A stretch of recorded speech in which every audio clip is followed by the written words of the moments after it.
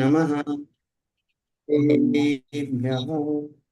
मंगलम भगवान वीरो मंगलम गौतमो गणी मंगलम कुंद कुंदाद्योर जैन धर्मस्तु मंगलम सर्व मंगल मांगल्यम सर्व कल्याण कारकम प्रधानम सर्व धर्माण जैनम जयतु शासनम जैनम जयतु शासनम जैनम जयतु शासनम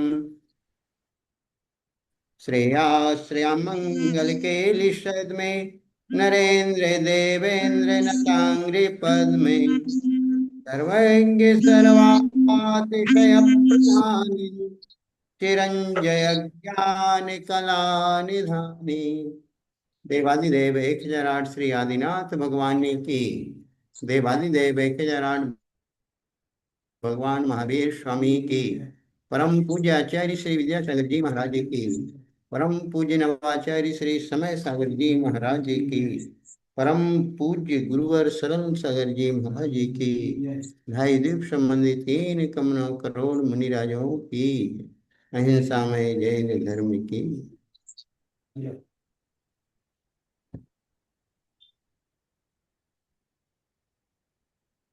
सर्वत आराधना की आज कक्षा प्रारंभ होने जा रही है। पिछले रविवार से लेकर के कल तक मतलब 8 दिन तक कक्षा बंद रही। शिक्षण शिविर के कारण रात्रि में प्राकृत भाषा की कक्षा चलती थी, इसलिए उस समय अपनी श्रुत आराधना को बंद रखा गया। आज से कक्षा प्रारंभ हुई है। चलो, आज ग्रुप पे समाचार था कि नहीं कक्षा चालू होने का? चलो डिम्पल जी बताएं। भैया जी था।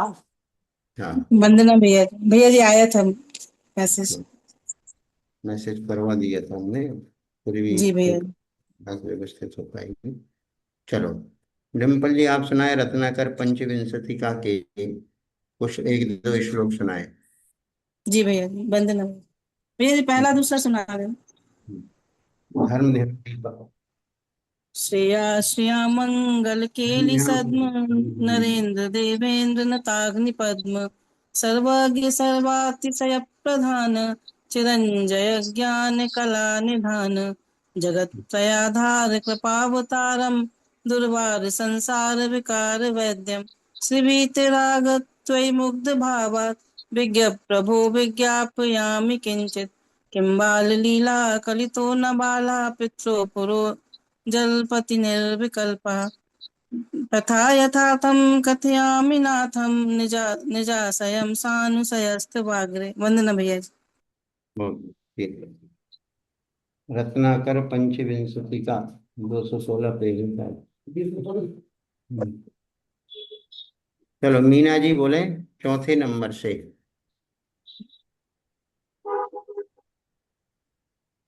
वंदना भैया जी। हम्म।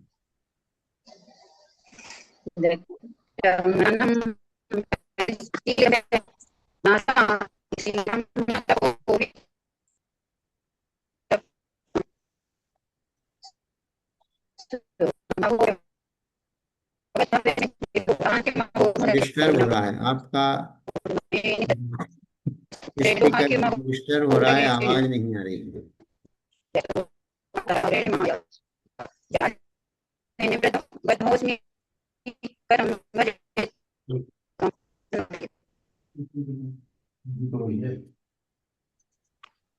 बोला इसको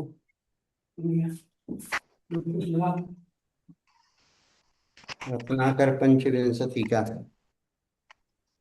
बताओ बोलो।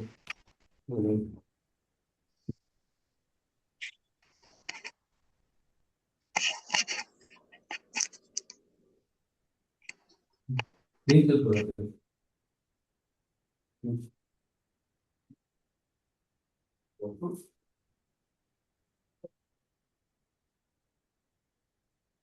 316।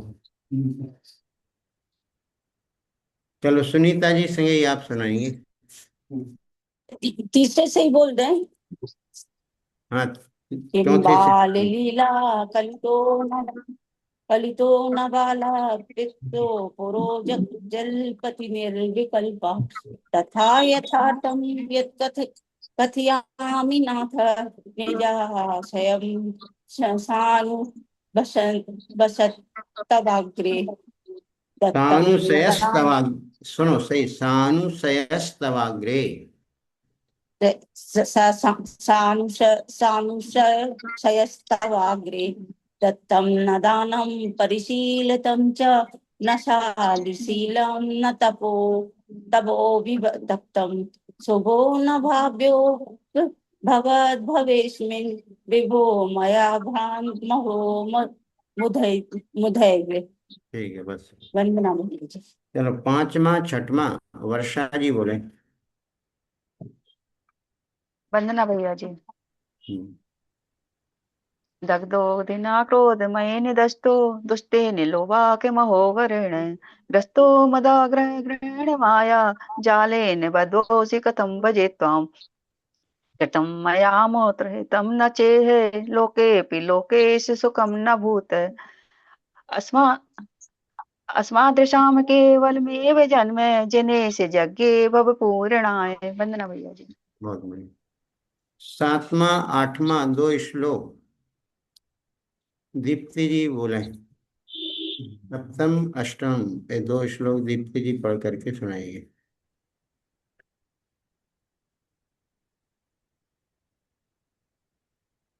भैया जी 1 मिनट, किसी और से सुन लीजिए, उसके बाद मैं करती हूँ, 1 मिनट बाद। ठीक। चलो रागिनी जी पढ़ेंगी क्या? रागिनी जी आरोन।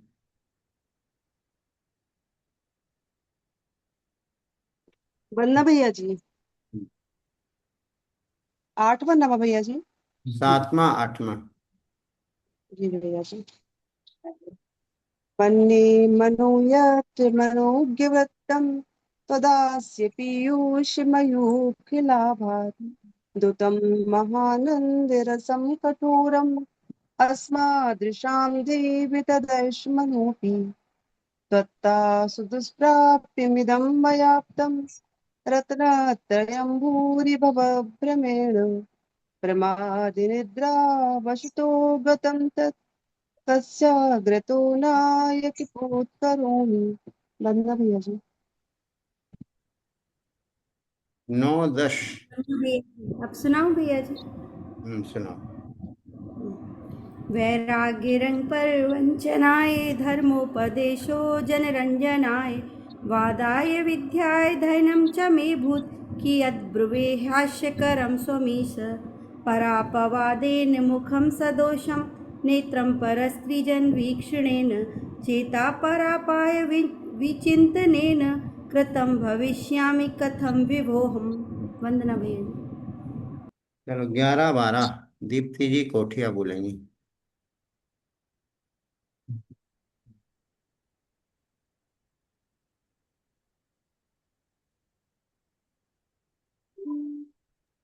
वंदना भैया जी। हम्म, बिडब्बितं यत् समरग बिडब्बियतं यत् समर विडम्बितं यत् स्मरग स्मर्घ स्मरार्ति। बिडम्बितं यत् स्मरघस्मरार्ति दशावुषातुषं विषयान्धलेन प्रकाशितं तद्भवतो हि ह्येव सर्वज्ञ सर्वं स्वमेव वेत्ति। बेसी।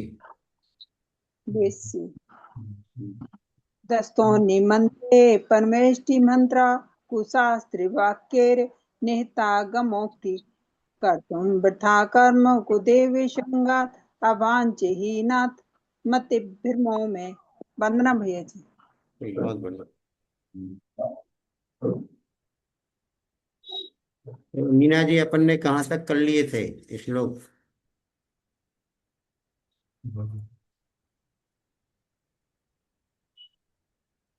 भैया जी 13 तक हो गए थे। 13 तक हुए थे, 13वां भी हो गया था। नहीं 14 तक हो गए थे भैया जी। 14वां हो गया था। भैया जी चलो 14 मैंने पढ़ा नहीं था, मैं पढ़ा दीजिए फिर से। ठीक है। चलो, और 1 से लेकर के 14 तक श्लोकों में जिनको बीच में पढ़ने नहीं आ रहे हों, उसका अर्थ समझ में जिनको नहीं आ पा रहा हो, तो आप बताइए, उन श्लोकों को आज रिवाइज कर लेते हैं। कल से अपन आगे 14 के बाद पढ़ेंगे 15 में से। जिन लोगों को पहले से लेकर के 14 तक के श्लोकों में कोई श्लोक का अर्थ समझ में नहीं आया हो, उच्चारण नहीं बन पा रहा हो, तो आप बता दीजिए, उसको अपन एक बार फिर से पढ़ लेते हैं। वंदना भैया जी, भैया जी 11 और 12 को उच्चारण करवा दीजिए, क्लास ली चलो, नहीं थे मैंने। और बाकी पूरे कंप्लीट हैं आपके?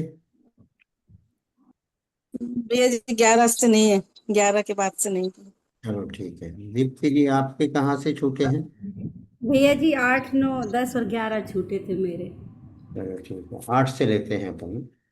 चलो, 8 के पहले और किसी के छूटे हो तो बता दीजिए। निधि जी, पुणे।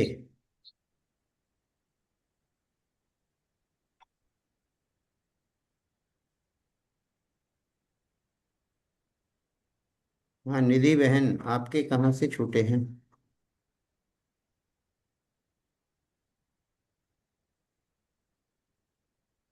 वरना भैया जी 10, 11, 12 छूटा था मेरा। चलो ठीक है, आज अपन 8 से लेते हैं। जिनके 8वें नंबर के छूटे हैं उनको ले लेते हैं अपन। हे रत्नाकर पंचविंशति का ग्रंथ बड़ा अच्छा ग्रंथ है। रत्नाकर सूरी द्वारा विरचित इस लघु ग्रंथ में सारभूत तत्व को बहुत सुंदर तरीके से प्रस्तुत किया है। विशेषकर खुद की आलोचना की है, खुद के परिणामों की आलोचना की है कि हमारे माध्यम से कहाँ कहाँ किस प्रकार की त्रुटियां होती रहीं। पढ़ते हैं 8वें नंबर के श्लोक का उच्चारण और उसका अर्थ। त्वत्तादुष त्वत्तासु सुदुष्प्राप्यमिदं मयाप्तम् त्वत्तासु दुष्प्राप्यमिदं मयाप्तम् रत्नत्रयं भूरिभवभ्रमेणे रत्नत्रयं भूरिभवभ्रमेणे प्रमादे निद्रावशतो गतं तत् प्रमादे निद्रावशतो गतं तत्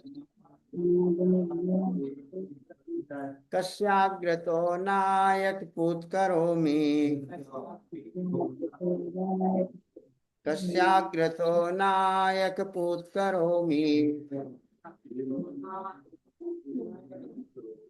त्वत्तासु दुष्प्राप्यमिदं मयाप्तम् रत्नत्रयं भूरिभवभ्रमेणे प्रमादे निद्रावशतो गतं तत्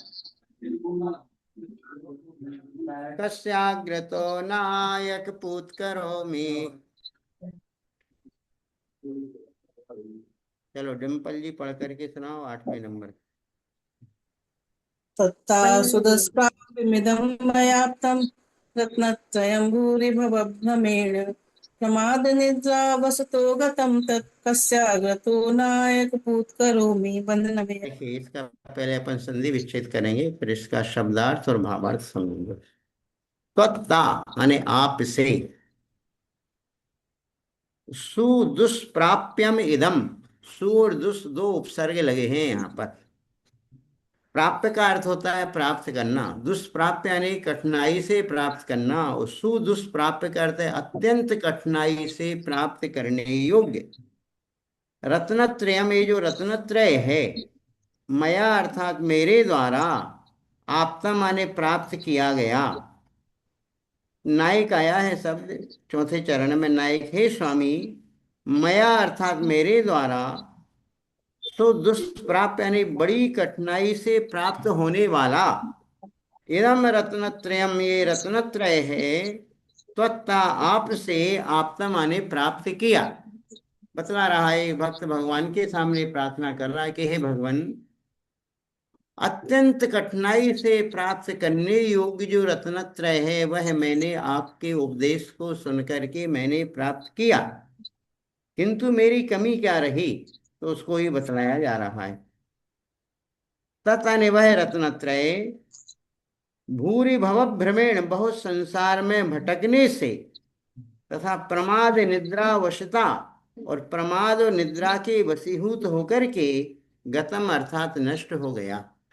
मैंने अत्यंत कठिनाई से प्राप्त करने योग्य रत्नत्रय को मैंने धारण तो किया, लेकिन मैंने प्रमाद के कारण, निद्रा के वशीभूत होकर के, मैंने बहुत संसार में भटकने से, संसार के कार्यों में रुचि लगाव रखने से मैंने उस रत्नत्रय को भी खो दिया।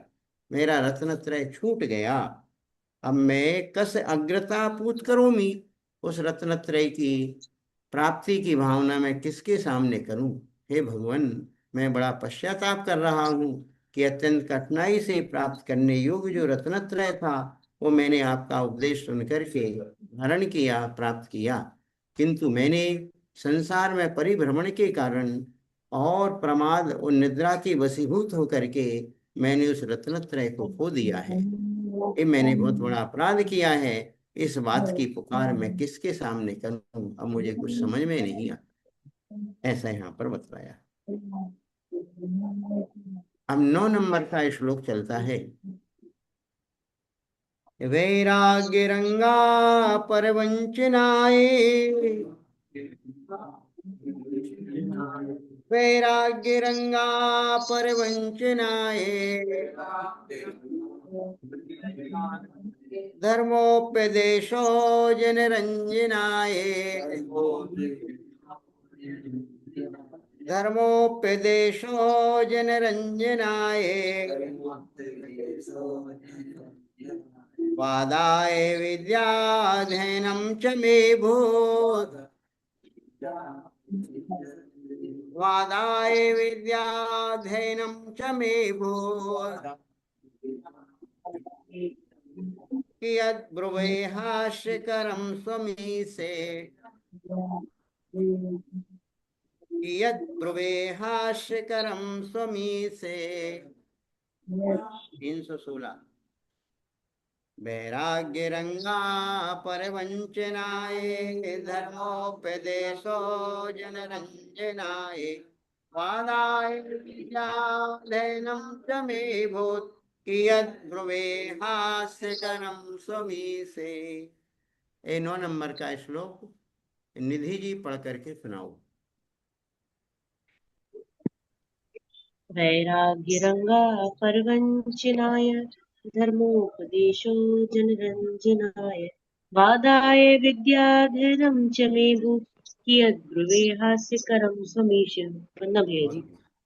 अब इसका भी संधि विच्छेद करेंगे। वैराग्य रंगा परवंचनाए, धर्म उपदेशो धर्मोपदेशो, धर्म और उपदेश शब्द था, उसका आपस में संधि किया, धर्मोपदेशा बन गया। जनरंजनाय, वादाय विद्या अध्ययनम च मे अभूत, कियद् ध्रुवे हास्यकरम स्वमीश से। ये स्वमीश की जब संधि विच्छेद करेंगे, स्वामी और ईश से स्वमीश बन गया। स्वामी, हे स्वामी, ईश, हे स्वामी, आप ईश यानी ईश्वर हैं, स्वामी हैं। मैंने क्या किया, मैं यानी मेरा, जो वैराग्य रंगा, जो वैराग्य का रंग मेरे ऊपर आया, अर्थात जो मैंने वैराग्य को धारण किया, पर वंचनाए, दूसरों को ठगने के लिए मैंने वैराग्य धारण किया। दूसरों को ठगना मतलब दूसरों को मोहित करने के लिए। तो ये बात बतलाने की, जो मिथ्या दृष्टि जीव है, बाहर के संसार की चकाचौंध में वो पड़ा रहता है, उसको अपने आत्म कल्याण से मतलब नहीं रहता है। वैराग्य भी धारण करता है तो वैराग्य रंगा पर वंचनाए, दूसरों को ठगने के लिए, अर्थात दूसरों को आकर्षित करने के लिए, दूसरों को अपना भक्त बनाने के लिए उसने क्या किया, वैराग्य रंगा अर्थात वैराग्य का अभिनय किया। धर्मोपदेशो जनरंजनाय, धर्म का उपदेश यदि उसने दिया तो जनरंजनाय यानी लोगों के मनोरंजन के लिए उसने धर्म का उपदेश दिया, कि लोग खुश रहें, प्रसन्न रहें, हमारी वाहवाही करें, इसके लिए उसने धर्म का उपदेश दिया। सिद्धांतों से उसको कुछ लेना देना नहीं रहा, उसको तो सिर्फ ये रहा जनरंजन, यानी लोगों के मनोरंजन के लिए धर्म का उपदेश दिया। विद्या अध्ययनम, और कहते विद्या का अध्ययन जो किया, शास्त्रों का अध्ययन किया, वादाए, वाद विवाद करने के लिए, अर्थात दूसरों को पराजित करने के लिए, दूसरों को नीचा दिखाने के लिए, दूसरों को अपने अधीन बनाने के लिए विद्या का अध्ययन किया। वो भक्त अपने आप की बात कर रहा है कि हे भगवान मैंने ऐसा ऐसा किया, दूसरे के लिए दोष नहीं दे रहा, अपने आप को कह रहा है क्या, हे भगवान मेरा जो वैराग्य का अभिनय रहा वो हमेशा दूसरों को ठगने के लिए रहा। मैंने जो धर्म का उपदेश दिया वो लोगों के मनोरंजन के लिए दिया। मैंने शास्त्रों का अध्ययन किया तो वाद विवाद के लिए अभूत आने ये सब चीजें हुई। कियत बुर्वे, मैं कितनी बात कहूं, हास्य करम, मेरी तो हर क्रिया हंसी कराने वाली है। मैंने जो कुछ किया है वो हास्यकारी है। हे भगवान मैं और कितनी बात कहूं, आप तो सर्वज्ञ हैं, सब कुछ जानते हैं। समझ में आ रहा है सभी को? दीप्ति जी समझ में आया? जी भैया जी। अब आगे 10वें नंबर का श्लोक। पराप्यवादे मुखम सदोषम,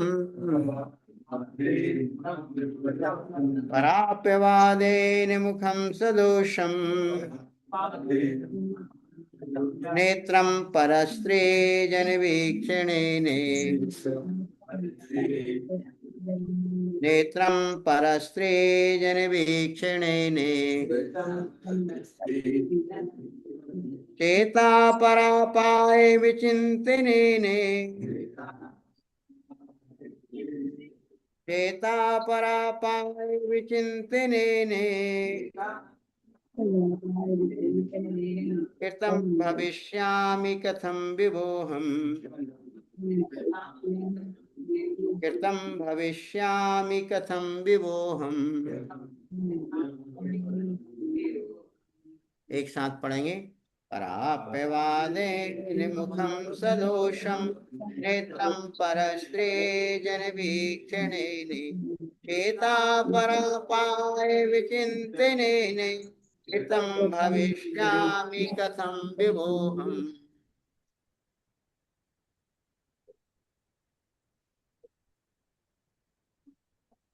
चलो दीप्ति जी कोठिया पढ़े 10वें नंबर का श्लोक। परापवादे मुखं सदोषं, नेत्रं परस्त्रीजवीक्षणेन, अपरापाय चिन्तनेन, भविष्यामि कथं विभोहम्। कर्णभेद। इसका संधि विस्तृत करेंगे। पर अपवादेन, परापवादेन, अपवाद का अर्थ होता है जिसमें जो दोष नहीं है वो दोष लगाना। अपवाद मतलब अवर्णवाद करना। परापवाद यानी दूसरों का अवर्णवाद करके, दूसरों की निंदा करके, दूसरों की चुगली करके, मुखम सदोषम, मैंने अपने मुख को दोष से युक्त किया। सदोष, दोष से युक्त, मैंने अपने मुख को दोषी कैसे बनाया? दूसरों की निंदा करके मैंने अपने मुख को दोषी बनाया। देखो बहुत सारे लोग कुछ लेना एक न देना दो, चुगली में अपना समय बर्बाद करते रहते हैं। समय बर्बाद करने के साथ साथ उल्टा पाप का आश्रय करते रहते। उसकी मान लो वो व्यक्ति हमारे सामने भी नहीं है, कहीं दूर है, क्षेत्र से दूर है, काल से दूर है, फिर भी उसकी निंदा करके हम अपने मुख को सदोषी बनाते हैं और आत्मा को और कर्म के बंधनों में डाल देते हैं। अधिकांश 2-4 लोग मिलेंगे आपस में, इधर उधर की गप्पे करेंगे, इधर उधर की उसकी चर्चा करेंगे, और करेंगे क्या? कोई तत्व की चर्चा में तो रुचि इसकी लोगों की होती नहीं है। फालतू लोग होते हैं, जो बिजी लोग रहते हैं, व्यस्त रहते हैं, उनको किसी की निंदा करने का भी टाइम नहीं मिलता। कभी हमने एक सूत्र दिया था, अपनी उन्नति में इतना अधिक समय लगाओ कि दूसरों की निंदा करने का समय ही ना मिले। लेकिन जो फ्री लोग रहते हैं, जिनके पास पर्याप्त टाइम रहता है, जो आलसी प्रमादी लोग रहते हैं, उनको बस यही काम है उनका, और जो बिजी लोग रहते हैं, बेस्ट अच्छे लोग रहते हैं, उनको तो दूसरों का अपवाद करने का अवसर ही नहीं मिलता, वो अपनी उन्नति में इतना समय लगाते। तो परापवादेन मुखम सदोषम, दूसरों का अपवाद करके, दूसरों की निंदा करके अपने मुख को मैंने सदोष किया, दोषी बनाया। और नेत्रम सदोषम, मैंने अपनी आंखों को भी सदोषी कैसे बना। पर स्त्री जन वीक्षणे ने, कहते मैंने दूसरों की नारियों को मैंने देखा, राग भाव से देखा, खोटी दृष्टि से मैंने उनको तका। एक देखना अलग होता है, तकना अलग होता है। जो खोटी भावनाओं के द्वारा हम देखते हैं उसको तकना कहते हैं। तो कहते हैं परिस्त्री जन वीक्षणे ने, मैंने बुरी भावनाओं से दूसरों की नारियों को, दूसरों की स्त्रियों को मैंने निहारा, देखा। तो मैंने अपने नेत्रम सदोषम, नेत्रों को सदोष बनाया। और बतला रहे चेता परापाय विचिंतने ने, पर अपाय दूसरों को दुखी करने के चिंतन से कि दूसरा व्यक्ति कैसे दुखी होवे। हमारे कहने से कोई दुखी नहीं होता। एक बुंदेलखंड में कहावत है कि कौआ के पोसने से कोई मरता नहीं। एक कहावत है कि मगरे पे बैठा बैठा कौआ कोस है तो उससे ढोर नहीं मरा। इंसान की बात तो बहुत दूर की है, लेकिन ऐसी बात है कि व्यक्ति भी कोसता रहता है दूसरों के बारे में, उसका ऐसा हो जाए, उसका ऐसा हो जाए, उसका ऐसा हो जाए। तो कहते हैं कि दूसरा तो व्यक्ति अपने पुण्य पाप से उसका जीवन चलता है, लेकिन हम दूसरों को कोस करके अपना बुरा जरूर कर लेते हैं। तो पर अपाय विचिंतन, पर आने दूसरों को अपाय अर्थात दुखी करने के चिंतन करके मैंने चेता सदोषम, अपने चित्त को, अपने मन को मैंने क्या किया है, दोष युक्त किया है। कृतम भविष्यामि कथम विवोहम, हे भगवान मैं इन दोषों से रहित कैसे हो पाऊंगा। अर्थात मैंने अपने मुख जो मिला दूसरों की निंदा करने में लगाया, अपने मुख जो नेत्र मिले तो मैंने दूसरों को खोटी दृष्टि से मैंने तका। और मेरे पास जो चित्त मिला, मन मिला, तो मन के द्वारा मैंने दूसरों के दुख के बारे में ही विचार किया कि वो जीव कैसे दुखी हो गए। दुखों से रहित होने की भावना भी आप भा सकते थे, ये भी भावना भा सकते थे भाई संसार में इतने जीव दुखी हैं, वो कैसे सुखी हो, कैसे उनके दुखों से उनको मुक्ति मिले। दुखी रहे सब जीव जगत के, कोई कभी ना घबरावे, बैर पाप अभिमान छोड़ जग नित्य रहे मंगल। घर घर चर्चा रहे ज्ञानी, दुष्कृत दुष्कृत हो। ऐसी भावना भी भाई जा सकती है, उस भावना के अनुकूल कुछ कार्य किया जा सकता है, लेकिन हमेशा हमने अपने चित्त को भी दूषित किया। हे भगवान अब मैं दोषों से रहित कैसे हो पाऊंगा, ये बात मुझको समझ में नहीं आती। आज अपन ने 8, 9, 10 तीन श्लोकों को रिवाइज कर लिया है, 3 श्लोकों को हमने पढ़ लिया है, उनके अर्थ को भी समझा है। कल अपन 11वें नंबर के श्लोक के अर्थ को भी पुनः समझ लेंगे। ये चीजें तो कुछ ऐसी हैं, बार बार जितना पढ़ो उतना मन में प्रशस्तता से आती है। एक प्रकार का प्रतिक्रमण है ये अपने आत्मावलोचन, आत्मा की आलोचना है।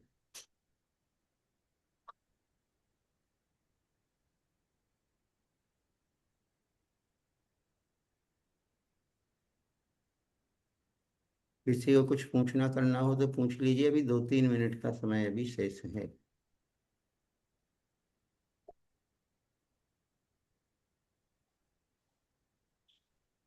किसी को कुछ भी पूछना हो तो पूछ लो, अभी 2-3। भैया जी आप इस शिविर के बारे में बता दीजिए सबको। अच्छा हम ही बता दें शिविर के बारे में। सुनीता जी तो यहाँ थी। शिविर देखो, प्रतिवर्ष शिविर होता है, इस वर्ष भी शिविर हुआ। बच्चे लोग तो साल भर से बड़ी प्रतीक्षा करते हैं, पढ़ते भी हैं, मस्ती भी करते हैं, और उनको बड़ा आनंद भी आता है। और बच्चों के बीच में रह करके हमारा मन भी सबका प्रसन्न हो जाता है। अभी तक 8 दिन का शिविर था और 15 दिन पहले से तैयारियां करना पड़ती हैं, बल्कि महीने भर पहले से मानसिकता बनती है, लोगों की मानसिकता बनाना पड़ती है।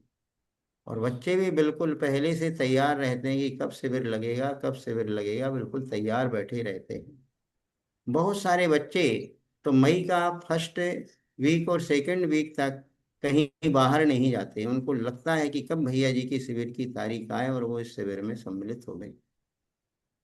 और एक साथ जब इतने सारे बच्चे आते हैं अनेक स्थानों से, तो अपने आप में बच्चों के मन में भी कुछ ना कुछ तो अच्छे परिणाम आते हैं। जो बच्चे छुट्टियों में 9-9 बजे तक सोते रहते हैं, वो जब 7 बजे यहाँ आ जाते हैं, 7 सवा 7 बजे तक, तो 6 बजे कम से कम वो उठते हैं, तैयार होते हैं। जब किसी घर का बच्चा भी जाता है तो पूरे घर में किसी ना किसी प्रकार से घर में धर्म की चर्चा होती रहती है। उसके मम्मी पापा भी तैयार होते हैं, बच्चों को तैयार करते हैं और भेजते हैं।